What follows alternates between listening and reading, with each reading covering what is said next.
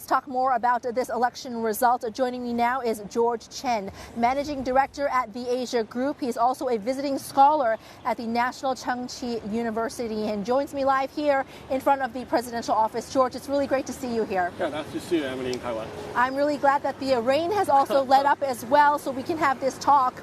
So, Lai managing 40% of the vote. This clearly was a decisive victory, but will it be enough? Is he going to have a weak government? Yeah, so the results turned out to be very interesting for everyone, right? The three men, all of them got something, but not everything they want. Lai became the president, as you said, but the DPP lost the majority in the parliament. Hou Yu didn't become president, but KMT became the largest party in the parliament.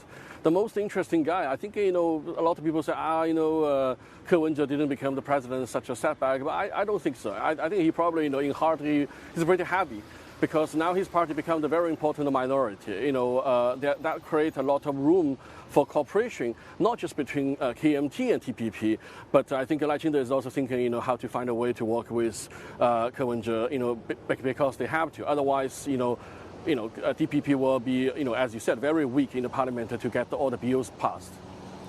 China's reaction, saying that Taiwan is China's Taiwan, but we haven't had conversation or discussion, any communication between Taiwan and China since 2016. Right. Is that more of that going to continue?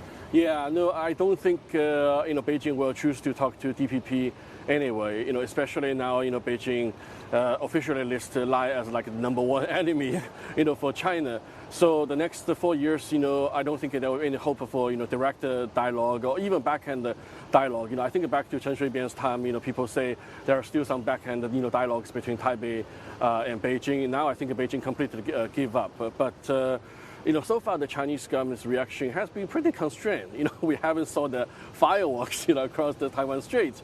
And I think the government and the Taiwan Affairs Office made it very clear they are more willing to work with all, parties and people, which referring to other parties, of course, over the next few years, about the Taiwan situation. Now, of course, the other big reaction is important to also note is the United States. Right. And Biden, in response to the election results, said that we do not support Taiwan independence.